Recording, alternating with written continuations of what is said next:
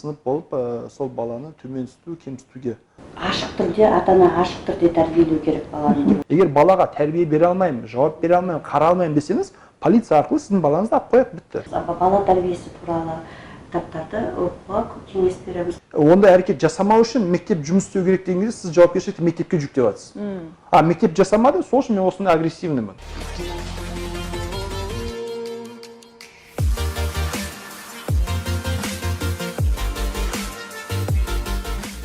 Сәлематсыздар ма?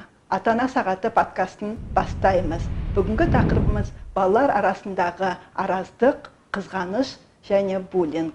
Бүгінгі қонақтарымыз Жұмагүл Төлепбайқызы, Әлихан Бөкейхан атындағы номер 76-шы мектеп-лицейдің бастауыш сынып мұғалімі және Ержан Мырзабаев психолог. Қош келдіңіздер. Қош көрдік, саламатсыздар. Сәлематсыздар ма?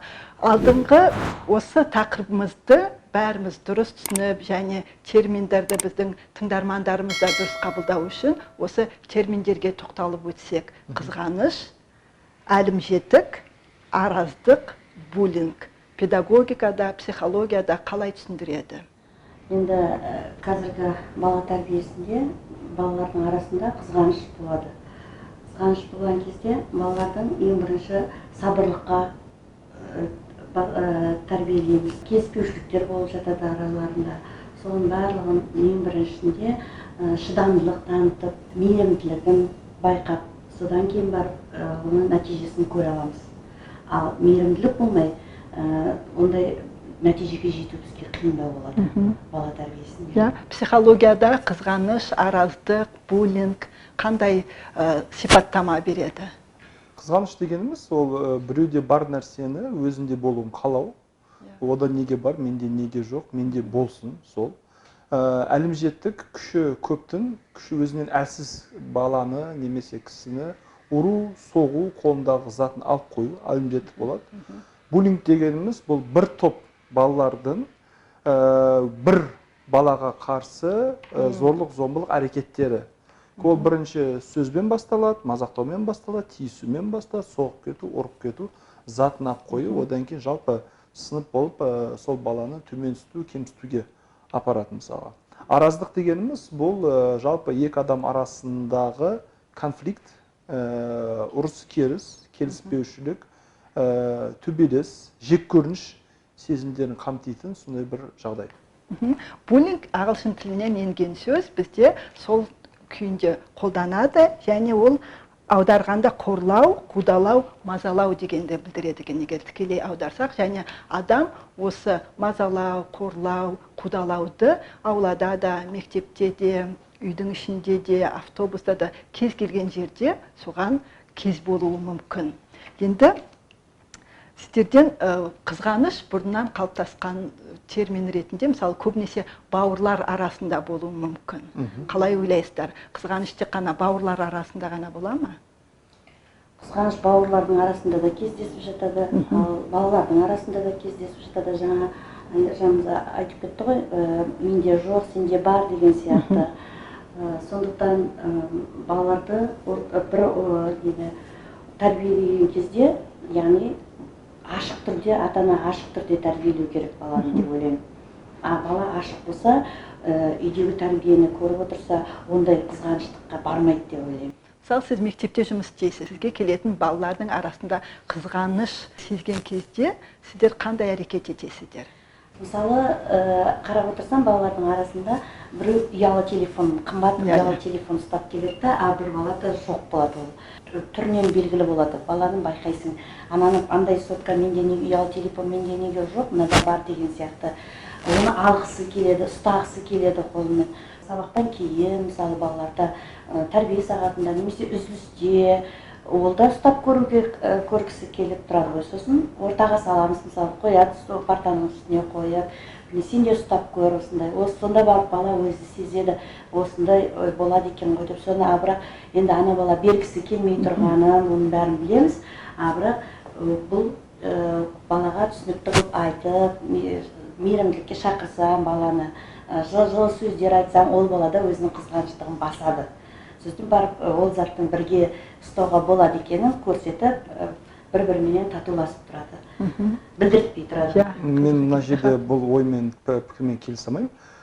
Өйткені біріншіден қызғаныш бұл екеуі ала алатын нәрсеге, бірақ біреуі ала алмай қалған кезде болады. Мысалға, бауырлар арасында қызғаныш не үшін болады? Үйдегі ойыншық бар, біз екеуміз оны ала аламыз, ол үйдің ойыншығы, соған қызғанамыз. Немесе ата-ананың сүйіспеншілігі, мейірімі, көңілі, вниманиясы, мысалы, екеуміз де ала аламыз, бірақ саған көбірек беріп тұр, маған аз беріп тұр. Қызғаныш сол жерде болады. Баланың ойы солай. Мүмкін шын мәнінде екеуіне теңдей беріп жатқан болады, бірақ бала қабылдайды солай. Баланың сезімдері алдамайды. Егер бала қызғанып жатса, ата-ана мен екеуіне бірдей қарап жатырмын ғой деп ақталмау керек. Значит, мен бірдей қарап жатқаным бір балаға жеткіліксіз болып жүр. Мектептегі қызғаныш қалай болады? Мектептегі қызғаныш тосы мұғалім, мысалы, егер кейбір балдарды кішкене ерекшелендіретін болса, кейбір балдар өзіне бір любимчик оқушылар болатын болса, оларды көрген балдар қызғанады. Мысалы, мұғалім бәрімізді жақсы көру керек, бәрімізді сыйлау керек, бірақ мына балдарды ерекше жақсы көреді. Бізге көңіл бөлмейді. Неге? Қызғаныш сол жерден басталады.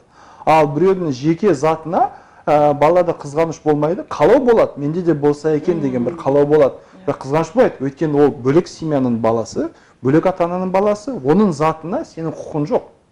Және егер ондай практика бар болатын болса, мектепте ондай практиканы алып тастау керек, барып, өйткені бала бергісі келмей жатыр. Бала бай болған үшін кінәлі емес, қымбат телефон ұстаған үшін кінәлі емес, и соған сен басқалар сені қызғанбасын, сені жүк көрмесін деп, оны бөлісуге шақыру, беруге шақыру, бұл алдағы уақыттарда өте үлкен проблемаларға алып келеді. Алдағы уақытта, мысалы, буллинг не үшін пайда болады? Мысалы, біз сені көре алмаймыз. Бізге апта сайын ақша кетіп тұр, сен байсың ғой, біз кедейміз дейді. Одан жарайды, мен басқалардың көңіліне қарауым керек, бөлісуім керек, маған кішкентай кезінде мұғалім сөйтіп үйретіп қойдық деп, бала не істейді, ертең буллингтің құрбаны болады. Сондықтан ешкімнің жеке затын ешкімге беруге, бөлісуге болмайды, ол сенікі, ал қызғаныш ол көңіл, внимание, қарым-қатынас тұрғысынан қолға алу керек. Осы жерде мынаны айтайықшы, екеуіңіз де мектепте жұмыс істедіңіздер, жұмыс істейсіздер. Негізі мен 5 жыл бұрын істедім, білмеймін, қазір может өзгерістер бар. Апай қазір істеп жатыр. Мен де мектепте жұмыс істедім. Сол кезде мен жұмыс істеген мектепте нұсқаулық деген болатын. Ол халықаралық мектеп болды, сондықтан әр жағдайға сәйкес нұсқаулықтар бар. Яғни мектепте ең бірінші тәртіп болатын. Ата-ана мектепке баласын алып келген кезде хат алады. Хатта мектептің тәртібіне байланысты пункттар жазылып тұр. Мысалы, телефон алып келуге болмайды. Телефон алып келсеңіз, оны міне жеке шкафыңыз бар, соған қалдырып кетесіз деген сияқты. Шашыңыздың ұзындығы мынандай болу керек деген сияқты әртүрлі. Мысалы, кейбірі қызық, бірақ күлкілі көрінетін болар, бірақ мектептің тәртібін, яғни мұғалім сабақ барысында дисциплина, тәртіпке уақыт кетірмейтін. Бала мектеп формасын киіп келу керек, оқулығын, оқу құралдарын алып келу керек, телефонмен ойнап отыр деген сияқты мәселе туындамайтын. Өйткені мектептің ережесі бар. Сол сіздер істеген мектепте сондай ереже, нұсқаулық бар ма? Енді мен қазір ұстаздық қызметінде 30 жылдан астам еңбек етіп келе жатырмын. Осының алғашқы кездерде мектеп формалары болу керек болды, міндетті түрде форма кию керек болды. Сол кездерде біз талап еттік енді ата-аналардан. Ал қазір соңғы кездерде осы Астана қаласында мысалы әр мектепте әртүрлі форманы таңдап киді балалар. Ал қазіргі кезде балалар енді оқу формаларын киіп жүр ғой. Біз оған енді қазақша айтқанда жабыстырып шалбар ондайлар кимей, кәдімгі оқу формасы өзіне лайықты балалар киіп келеді. Ал ұялы телефондарды да ұстап келетін балалар болды. Біз енді сабақты ол кезде оларға сөндіріп қойыңдар деп ескертеміз. Енді әрбір балалар сөндіріп қоңырауда ғана алып ойнайтын болды. Одан кейін қазіргі енді кезде біз әртүрлі логикалық ойындар ойнатып қоңырауда мүмкіншілігімізше ол соткаға көп көңіл бөлмейміз. Бұл жақсы ұстаным. Мәселе балаға белгілі бір шектеулер қою емес. Мәселе баланың қызығушылығын арттыру. Мысалға, өзіміз адам ретінде есептеп қарасақ, біз қай уақытта сотканы ұстаймыз? Ішіміз піскен кезде. Или бір жұмысымыз болған кезде. Енді мектептегі баланың сыртта бір телефонмен қатты жұмысын болмайтын ескерсек, значит, көбінесе ол телефонға іш піскенге үшін отырады. Сондықтан мектептегі мұғалім, үйдегі ата-ана бала тәрбиесін, сабақ, баламен қарым-қатынасты қызықтырудың жолын табу керек, ойластырудың жолын табу керек. Маған да мысалға тікелей эфирлерде немесе семинар, тренингтер ата-аналар сұрайды, баламыз соткада көп отырады, не істейміз? ештеңе, баламен сөйлесіңіз, әңгімелесіңіз, жұмыс істеңіз, қызықтырыңыз, табиғатқа жүр, далаға жүр, скейтборд тебейік, велосипед тебейік деп шақырсаңыз, бала жоқ, мен соткада отырмаймын дейді. Сіз қалайсыз? Балам соткада да отырмасын, маған да тиіспесін. Өз-өзімен тып-тыныш, былай бір робот сияқты отырсын. Олай болмайды. Сотканы алып жатсаңыз, орнына бір альтернатива беру керек. Мен мынаны алам, орнына не берем? Мынаны алам, мынаны берем. Сотканы қой, мен саған уақытымды бөлем. Сотканды қой, мен сенімен ойнаймын. Сотканды қой, мен сенімен қызықты сабақ өткіземін деген кезде, бала сотовый телефонды да қояды, ата-анаға да, мұғалімге де қарайды. Біздің жұмыс істеген мектебімізде нұсқаулықтар болды, бірақ біз мектеп коллективімен, мұғалімдермен 90 сайын нұсқаулықты жаңартып отыратынбыз. 90 сайын. Неге? Өйткені бала өзгереді, шарттар өзгереді. Мектеп белгілі бір ереже тәртіпке қатып қалмау керек. Мектеп заман талабына сай, баланың даму ой өрісіне сай өзгерістерге ашық болу керек. Жақында өте күшті бір фильм көрдім. Мынандай бір отрывок маған ұнады. Бір бала мектепте криптовалюта өңдеу үшін свет қосса, свет өшіп қалады бүкіл мектепте. Бүкіл районда свет өшіп қалады. Криптовалюта істеген үшін. Мектеп директор шақырады, ана сіздің балаңыз біздің мектептің светін өшіріп қойды дейді мысалы. Біздің ережелерге сай біз сіздің балаңызды шығаруымыз керек дейді.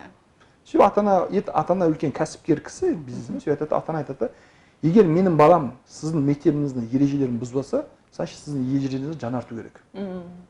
Менің балам не істеді? Қылмыс жасады ма? Жоқ. Адам өлтірді ма? Жоқ. Ұрлық жасады ма? Жоқ. Біреуді ұрды ма? Жоқ. Не істеді? Криптовалюта, ол қазіргі заманда эксперимент жасады. Инициатива білдірді. Қайтаға баланың инициативаны қолдап, поддержка беріп, көмектесуді оны, соны біздің ережелерге сай емес деп жатырсыз. Сондықтан бұл мектеп нұсқаулықтарында біз 90 сайын жаңартып отыратынымыз, кейбір пункттарды қосамыз, кейбір пункттарды аламыз. Жылына бір рет ата-аналармен талқылаймыз жалпы. Өйткені тапсырыста болады, мысалы, бастапқы сотовый телефондар ендік шығып жатқан кезде өте көп не болатын? Запрет болатын. Болмайды, үйтіп бұзады, бүйтіп бұзады, бүйтіп бұзады. Одан кейін заман талабы сондай болғандықтан біз балалардың телефонсыз болмайтынын түсіндік. Одан кейін бүкіл телефондарға рұқсат беру керек болды. Рұқсат бердік. Одан кейін мектеп сынып ішіндегі сабақ уақытындағы ережелерді қатайттық. Сабаққа қалай сотовый телефон? Ақыр сотовый телефон ұстаған келеді ме? Жарайды. Оны тек қана ойын үшін, видео үшін емес, сабақ үшін қолдануға болады ғой. Сабақта қалай қолданамыз деп мұғалімдер ақылдасып, кеңесіп, соған қарап сабақтың форматын өзгертіп, балдармен бір волнада бола алдық. Мысалы, менде бастауыш сыныптың балалары, ата-аналары шықтың ба, кірдің ба, сол үшін ғана пайдаланады. Ал балалар артық оны пайдаланбайды. Ал егер де қатты ойнағысы келіп баратқан балалар болса, біз ата-аналарына ескертеміз. Ата-аналар мұғалім, оқушы болып бірігіп жұмыс істейміз, нәтижесін көреміз. Барлық баланың арасында, әсіресе кішірек кезінде, ұрсу, таласу, келіспей қалу болады. Сол кезде ата-аналар кейде балалардың арасына килігіп жатады. Осы кезде мұғалім, психолог ретінде қандай кеңес бересіздер? Не істеп жатады? Килігіп жатады. Ата-аналар, мысалы, балалар бір-бірімен ұрсып қалды, делеге араздасып қалды, келіспей қалды. Балалар өз проблемасын өздері шеше алады. Бірақ баласының солай біреумен ұрсып қалған естіген ата-анасы араласып, жаңағы балаларға араласып, өзінің пікірін айтып, ата-аналар бір-бірімен ұрсып кетіп деген сияқты ситуациялар болып жатады. Сондай кезде сіздер ата-анаға қандай кеңес бересіздер? Педагог ретінде, психолог ретінде? Ең бірінші, мысалы, ондай нелер болып жатады, мысалы, балалар келіспей қалды, дейді да, мұғалімге айтпай, мен мысалы сыртта қалып қоямын да, ата-ана өздеріменен қазір группа бар ғой, телефон бар, ұялы. Сонда келіспей жатады. Сосын мен таңертең естіген кезде балалар уже ұмытып кетті. Олар баланың ісі деген шала дейді ғой, былай қарап отырсам, балалар ұмытып кетеді да, ата-аналар әлі ұрсып жатады, естимін оны. Ондай кезде ата-аналар мектепке де келіп жатады, айқайлап, ашу үстінде келеді. Сол кезде ең бірінші сабыр сақтап, байсалдылықпенен ата-ананы жақсылап қарсы алып, түсініп, содан кейін екі баланың арасындағы жағдайды біз өзіміз келісіп алғаннан кейін көріп тұрмыз ғой енді балалардың істеп кеткен. Түсіндіріп алғаннан кейін барып ата-ана өз сабасына қайтадан түседі. Өзінің жіберген қатесін біледі, қателіктерін түсінеді де, ертеңіне бір-бірінен кешірім сұрап жататын ата-аналар болады, немесе кешірім сұрамайтын ата-аналар да болып жатады. Енді адам әртүрлі ғой. Ең бірінші біз айтамыз, бала ең бірінші мейірімділікпен тәрбиеленсе, 0 жастан бастап 6 жасқа дейін бала енді нағыз ата-ананың мейірімділігін алса, ары қарай жақсы тәрбие алады деп ойлаймын. Ну, біріншіден мына ұстаныммен мен келіспеймін. Бала өзінің проблемасын өзі шеше алады. Бала өзінің проблемасын өзі шеше алмайды. Өйткені ол бала. Не то, что проблемасын шеше алады, өз-өзіне жауап бере алмайды. Сол жерде мысалы, таласты делік, ұмытып кетті де қайтадан татуласып ойнап жатыр. Кейде ата-аналар тым көп баласын қорғаштап, жалғыз бала болған соң соның жағдайын ойлап, кейбір менің баламның істегені дұрыс деп кетуі мүмкін ғой. Қазір баланы қорғаштау керек. Қазір баланы аяу керек. Мысалға, бұрынғы совет үкіметі кезіндегі білім жүйесін түсіндірген кезде біздің ата-анамыз не дейді? Мысалға, біз мектепте мұғалімнен таяқ жесек, үйге келіп ата-анамызға мұғалімнен таяқ жедік деп айтсақ, ата-анамыздан таяқ жейтінбіз. Мұғалім сені ұрса, значит, ты заслужил, значит, сен кінәлісің, сен өзің соған тап болдың, міне саған тағы бір шапалақ беретін еді, мысалы. Осы күлкімен біз еске аламыз. Бірақ қазір мен психолог ретінде қалай қарап тұрсам, бұл кәдімгідей бала психологиясына травма. Яғни бүкіл әлемде баланы қорғайтын ешкім жоқ, значит. Мұғалімнен көрген қорлықты айтып жатқан жоқпыз. Екі бала. Қай жердегі бала? Мектептегі бала, үйдегі бала? Мейлі, аулада болсын, мектепте үзіліс кезінде болсын, бір нәрсеге келіспей қалды. Екеуінің келіспей қалғаны, енді біреу жеңіліп қалды ғой, біреу жеңді. Үйге келіп те айтты, анау бүйтеді, мынау сөйдеді деді. Сол аралықта мына жаңа кісі мұғалім айтқандай, ата-ана бір-бірімен ұрысып кеткен ғой, балалар ұмытып кетті өздерінің проблемасын. Жоқ, мына жерде мынандай қарама-қайшылық бар. Егер бала сол жерде бір нәрсеге спорласып қалды, ұрысып қалды, одан кейін достасып ұмыт қалған болса, бала оны үйде айтпайды. Егер бала айтып келе жатса, значит проблема шешілген жоқ. Немесе проблеманы шешу жолы балаға ұнаған жоқ. Мүмкін анау, бол беріңкі, кет бар деген кезде, деп үндемей қалған шығар, төбелес жоқ, ұрыс жоқ. Бірақ баланың ішінде обида қалып кетті, реніш қалып кетті. Бұл реніш кімге айтады? Баланы қорғай алатын тек қана ата-анасы бар, сол кезде ата-анасыға айтады. Ата-ана сол кезде енді оның дұрыс шешу алгоритмі ең бірінші мектепке бару. Мектепке мұғаліммен сөйлесу. Үзіліс кезінде менің баламды ана бала ойыншығын алып қойды, ручкасын алып қойды, бір нәрсесін таласып қалды. Балам соны ренжіп қалды. Ол үлкен адамдар үшін балдардың проблемалары пустяк болып көруі мүмкін. Не болып сонша кішкентай балдар ғой деп. Бұл өте үлкен қателік. Өте үлкен қателік. Біз кішкентай кезде балдардың проблемаларын немқұрайлы қараймыз. Балдар кішкентайынан өзінің проблемаларын өзін шешуге үйренеді. Одан кейін жасөспірім болған кезде, подросток болған кезде бір-бірінің басынан секіріп, пышақтап төбелеске барады. Не үшін? Үлкендер біздің проблемаларды шешпейді. Біздің проблемалар ешкімге керегі жоқ. Маңызды емес, өзімше. Біз кішкентай кезде үйретіп қоямыз. Ал ата-ана мектепке барады, мұғаліммен сөйлеседі. Қандай болды проблема? Мұғалім, сондай ма? Қазір камерадан қарайық дейді. Камерадан қарайды. Жақсы, біз бұған байланысты жұмыс істейік дейді. Болды. Одан кейін екеуімен уже мектеп ішіне, сынып ішінегі татуластықты, бауырластықты арттыру бойынша іс-шаралар ұйымдастырып істейді. Егер қайталанатын болса, тура сол қайталанатын болса, онда не істеу керек? Мұғалім бұны көрген болса, екі атадан шақыру керек, уже ана баланың ата-анасына ескерту жасау керек. Балаңыз үйде агрессия көріп жатыр ма, төбелес көріп жатыр ма, неге балаңыз соншалықты агрессивный? Неге сіздің балаңыз басқа балаларға тыныштық бермей жатыр? Неге қорғап жатыр? Психологқа апарып емдеу керек, баланы да емдеу керек, ата-ананы да емдеу керек. Ал егер ата-ана келіспесе ше? Қалай келіспейді? Полиция арқылы жауапкершілікке шақыру керек. Заң бар ғой? Балаға қарай алмайтын кезде орган опеки бар, олар сіздің балаңызды алып қояды. Мен балам осындай, несесіңдер осындайдер. Егер балаға тәрбие бере алмаймын, жауап бере алмаймын, қарай алмаймын десеңіз, полиция арқылы сіздің балаңызды алып қояды, бітті. Жоқ, мәселе ол қарай алмағанда емес, мынандай бір ситуация болды. Фейсбукте оны ата-аналар жазды. Балалар бастауыш мектепке баратын, ата-ана айтады, сыныпта спортпен айналысатын бір қыз бала бар. Оның күші көп, ол сол күшін басқа балаларға көрсетеді екен. Біреуін тұтып қалады, ұрып қалады, жаңағыдай сөйтіп басқа балаларға әлімжеттік жасап жүрген. Әке шешесі қызын қолдайды, енді басқа бала өзін қорғасын дейді. Ал мына жақтағы ата-аналар айтады, ол оған тиіспесін дейді. Неге өзінен өзі келіп, мысалы, әрине оның күші көбірек болғандықтан, мына екінші жақтың ұлы болсын, қыз болсын жеңіліп қалып жатыр. Сондай конфликт. Олар әрине кейін мектеп деңгейіне шықты, директор деңгейіне шықты, сонан кейін барынша шешуге тырысты, ата-анаға түсіндірді. Бірақ кейде болады, ата-аналар менікі дұрыс деп өзгермейтін кездерде не істеу керек? Менікі дұрыс, сенікі дұрыс дегенде заңға қарау керек. Заң бойынша сенің балам, менің балам оған құқысы бар ма? Жоқ. заң бойынша бүкіл зорлық зомбылыққа тыйым салынған ба? Салынған. Заң бойынша ата-ана ретінде сіз балаға жауаптысыз ба? Жауаптысыз. Заң. Жақсы. Неге біз ерімізді құртып, спорласып, дауласуымыз керек?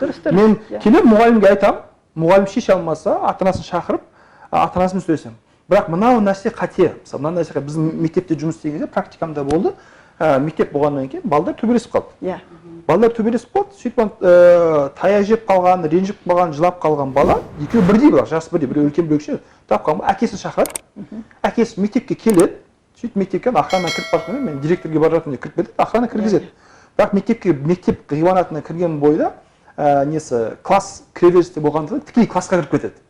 Сабақ жүріп жатыр, мұғалім өтіп жатыр, кім пәленше, берге бері жұлқып, оны ұстамақшы, неге мен балама тиісесің, неге мен балама қолымды сындырамын, бүйтем деп үлкен ересек адамның балаға осындай әрекеті бұл дұрыс емес. Баламен арасындағы проблеманы ата-ана мен ата-ана шешу керек. Ата-ана мен бала деген диалог болмайды. Ересек пен бала деген диалог болмайды.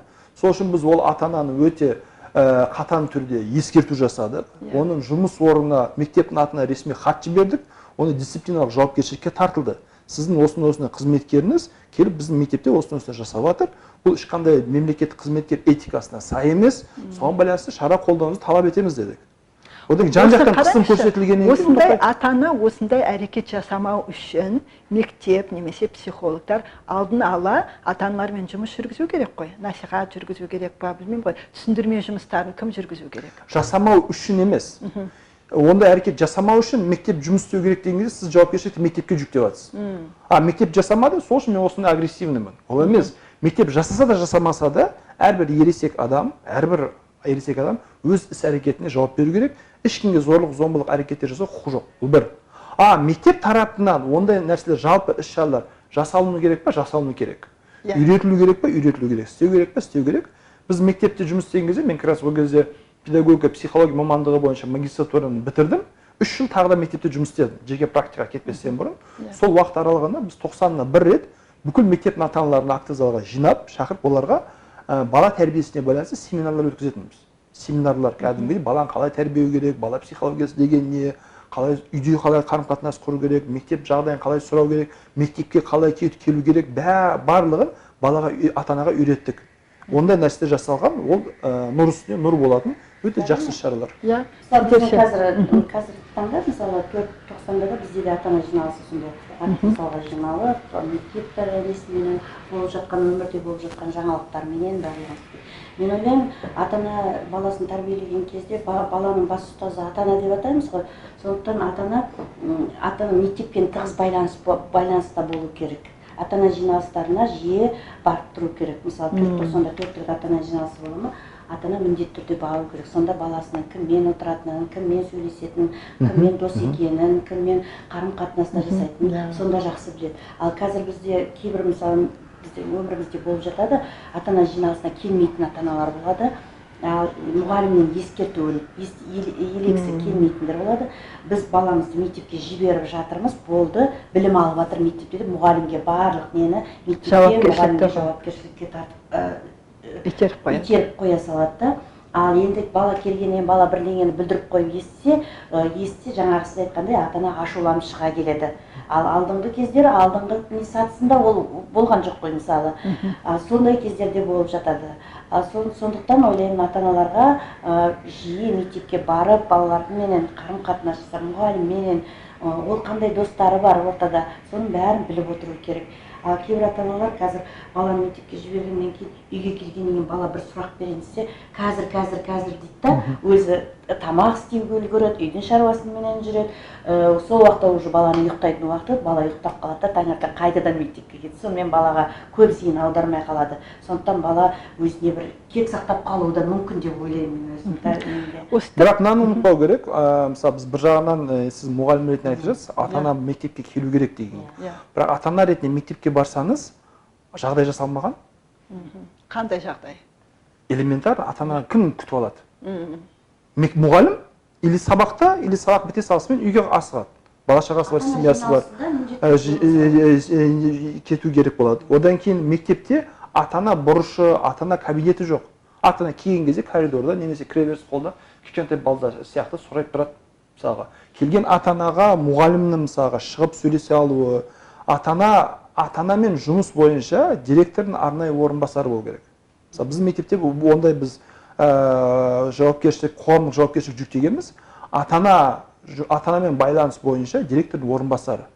Оның сабақ саны аз болады, азынан кешке дейін мектепте жүреді, бүкіл ата-аналармен қарым-қатынас, диалог, бүкіл ата-аналардың туған күндері, мерекелері, аты жөні, кім немен айналысады, неге келді. Кәдімгі вахта сияқты бірінші әр ата-ана келген кезде, одан кейін оның жеке кабинеті болатын. Осы жеке кабинет, әр ата-ана келген кезде есік алдынан тұрмаңыз, келіңіз, ішке кіріңіз, шай ішіңіз, су ішіңіз, отырыңыз, әңгімелесіңіз, балаңыз осы жерде күтіңіз деп, ата-ана мектеп ата-анаға жағдай жасаса, ата-ана бара береді. Әйтпесе барасың, зауч жиналыста, директор Абланоның Гараноның жиналысында, мұғалім сабағында, кіреберістегі вахтамен техничкадан басқа ата-ананың бетіне қарайтын адам жоқ. Мен бірнеше рет мектепке барған кезде кәдімгі соны көрген болдым. Мектепке егер мектепте жағдай жақсы болса, баланың халі жақсы болса, ата-ананың мектепке барудың қажеті де жоқ қой. Қажеті де жоқ емес, бұл ата-ана үшін пайдалы. Өйткені ертең көп ата-аналар мынаға шағымданады. Әсіресе жасөспірім шаққа келген кезде, подростковый шаққа келген кезде, баламен не туралы сөйлесетінін білмеймін дейді. Жоқ общий темаларымыз. Конечно, болмайды, баланың өмірін білмейсіз ғой. Ал мектепке барып баланың өмірін білетін болса, апайымыз айтқан досы кім, кластасы кім, қандай сабақ, қандай мұғалім, не жасадыңдар, қандай жарыс болады. Сол тұрсын, бүгін осы аптада ғана сурет салудан жарыс не болды, кім бірінші болды, сен қатыстың ба? Оны білмесе ата-ана сөйлесе алмайды, оны сұрай алмайды. Ата-ананың мәселесі болып тұр ғой. Осында сен имтиханың бар еді, қалай тапсырдың? Имтиханың бар екенін білмесе айта алмайды. Мектептегі кіріп хабарландырып тұрғанда, бала мынандай КВН болайын деп жатыр екен ғой, сен қатысып жатсың ба, дайындалып жатсың ба демесе хабар болмайды. Сол үшін бұл ата-ана үшін ең бірінші пайдалы. Менің ойымша көп ата-аналар мектепке баруға дайын, бірақ мектеп ата-анамен жұмыс істеуге дайын емес. Мектептің сайты болса, жоспарланған жоспар бойынша өтеді. Мысалы бізде ата-аналар конференциясы болады, бір күнде соған арнаймыз. Мысалы біз сенбі қазіргі жағдайға байланысты, мысалы ата-аналардың уақыттарының жаңартылған білім мазмұны бойынша, мысалы біз қазір бір сенбіде мысалы ата-аналар конференциясын өткіздік па, таңертеңнен кешке дейін мұғалімдер сенбіде бос қой қазір. Келеді, баласының жаңа жұмыстарын, алдыңғы сабақтарда барлық жұмыстарымен танысады, пікірлеседі. Әр ата-анамен жеке-жеке жұмыс жасаймыз. Ал енді өкінішке қарай кейбір ата-аналар соған да үлгермей жатады. Ол енді жұмыстың өмірдің ағымы ғой. Ал енді жаңағыдай жеке кабинеттер, мысалы ата-аналар бұрышып, мысалы біз өзімізде бар, мысалы жұмыс жасап жатырмыз ата-аналар. Өте жақсы. Осы жерде мысалы сіздерге бастауыш сынып оқушыларымен қандай проблемалар болады? Бүгін көтеріп отырған мәселеге байланысты, буллингке байланысты балалар араздық, жаңада ұрсып керісу, таласуға байланысты балалар жиі қандай нәрсеге шағымданады?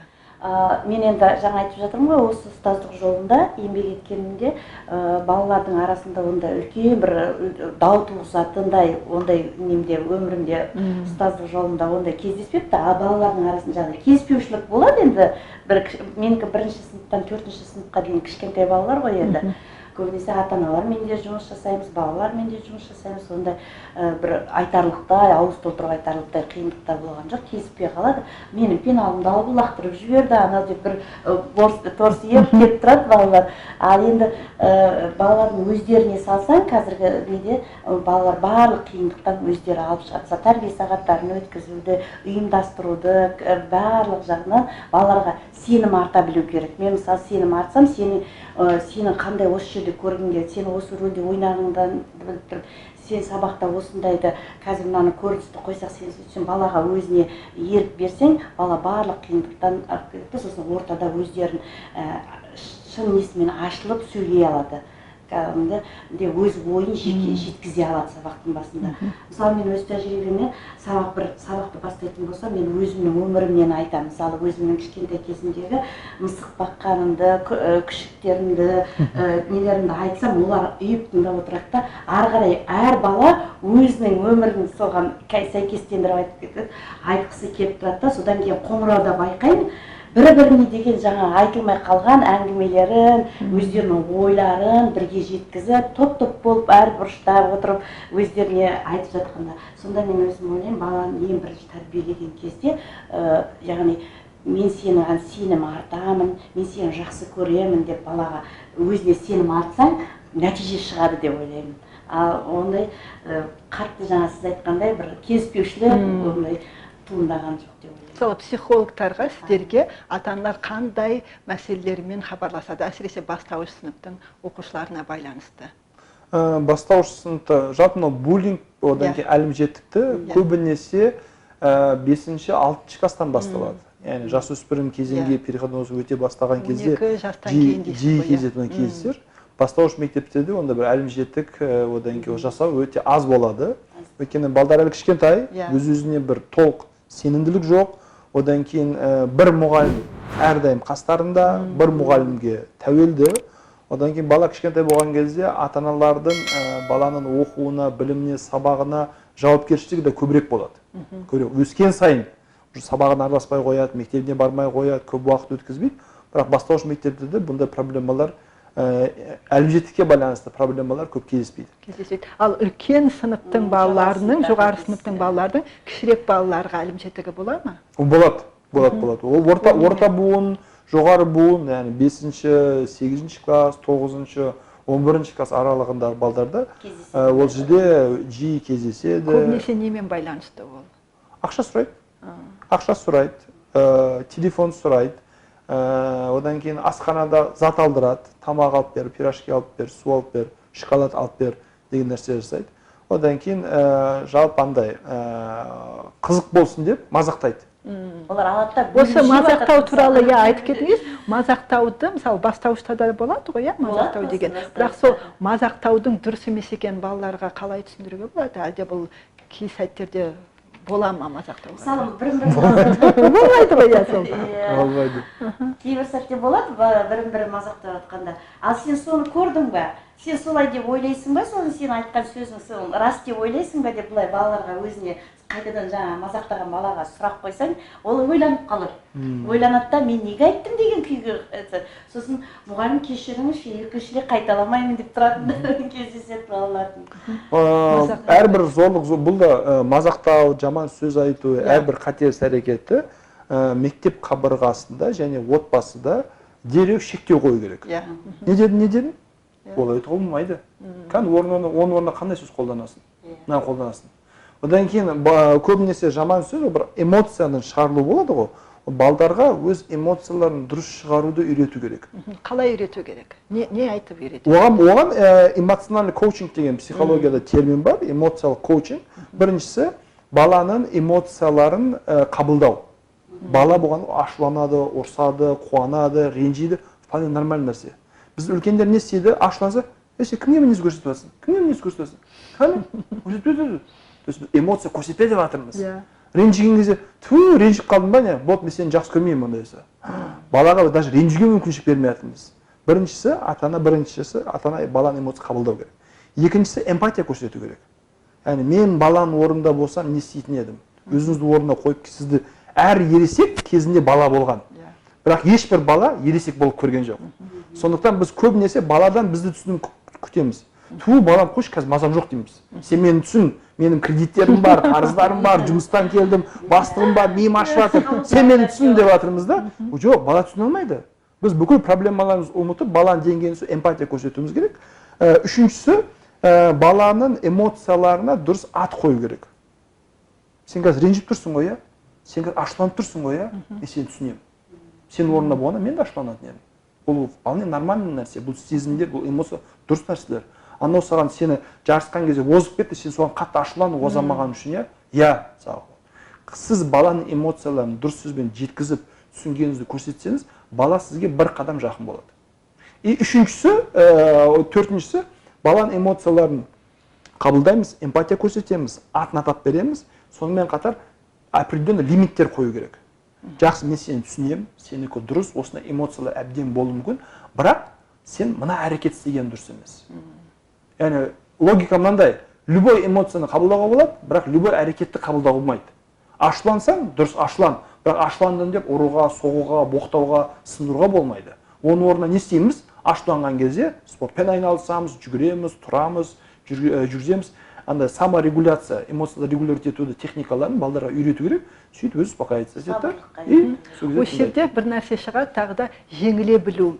кейде балалар жеңіле білмейді де, мысалы ол ылғи бірінші болу керек, бірінші орын алу керек, жеңу керек. Бірақ жеңіліп екінші, үшінші болып қалса, я болмаса орын алмай қалса, бұл трагедия бала үшін. Қалай баланы жеңілісті қабылдай алуға үйретуге болады?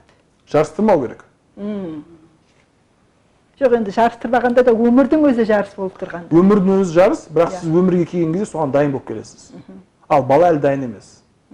Сондықтан мүмкін болғанша балаларды, әсіресе қыз балдарды сабақта, мектепте, отбасының ішінде бір-бірімен жарыстырмау керек. Жарыстырмау керек, сосын бір-біріне не істемеу керек жаңағыдай.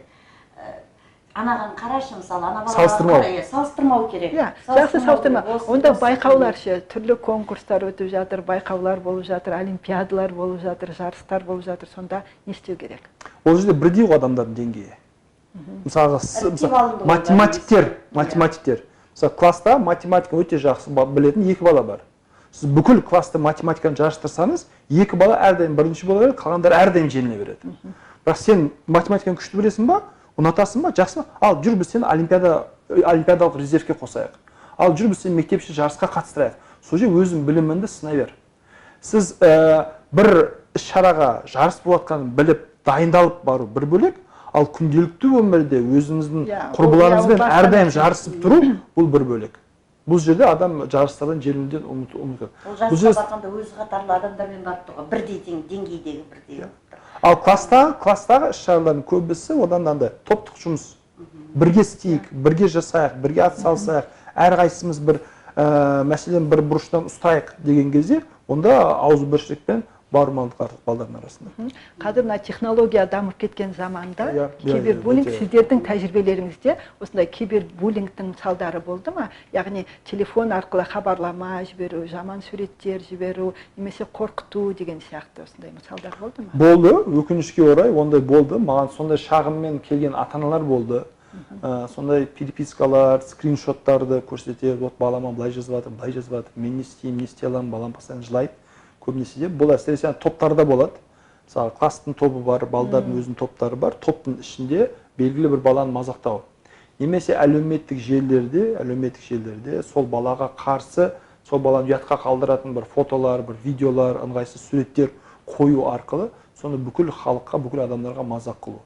Өкінішке ондай фактілер соңғы кездер өте жиі болады, бұл кибербуллинг мәселесі. Оны қалай шешу жолдары бар ма? Шешу жолдар бар. Біріншіден, балалар арасындағы жеккөрініш күнделікті өмірден интернет әлеміне, виртуалды өмірге өтіп кетті деген сөз. Яғни ол қай жерде басталса, сол жерде оны шешу керек. Сол интернетпен бәрімен сөз жарастырып, бәрін блокировать етіп, ұрысып, керісіп, жамандасу арқылы шеше алмайсыз. Конфликт кім? Класстастардың, конкретно бір адам, көршін, двордағы бала кім болса, ата-ана соны анықтау керек. Соның ата-анасымен сөйлесу керек. Егер мектепке қатысы болатын болса, мектеп арқылы сен интернеттен мынандай нәрсе жазғансың, бұл дұрыс емес, осы жауапкершілікке тартыласың. Сен мынандай нәрсе жасағансың, былай болмайды, мына сурет неге салдың деген сияқты мектеп арқылы реальный өмірде шешуге тырысу керек. Сол кезде олар виртуалды өмірде, виртуалды әлемде осындай кибербуллинг әрекеттерін жасаудан қорқатын болады, дұрыс емес екенін түсінетін болады. Өйткені кейбір кезде кибербуллинг ойын деп, мазақ деп, күлкі деп басталады. Бірақ ана баланы, ана қызды қаншақты ренжітіп жатқанын түсінбей қалады, байқамай қалады. Сол ара жегін дұрыс түсіндіру керек балаларға. Жақсы. Енді біз көп нәрсенің басын қайырдық, біраз нәрселерді айттық. Ата-аналарға қандай кітаптар оқуға кеңес бересіздер осы мәселе бойынша? Әлімжеттік болсын, қызғаныш болсын, буллинг болсын.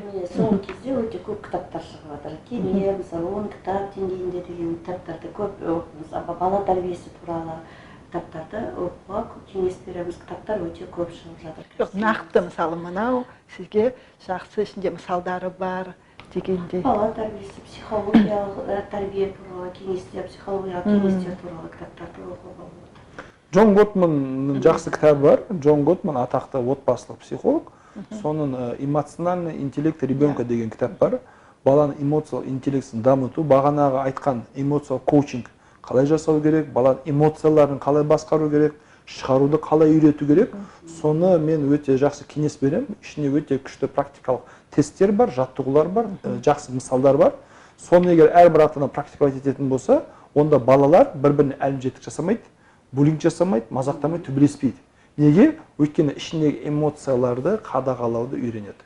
Барлық нәрсе эмоцияға тіреледі.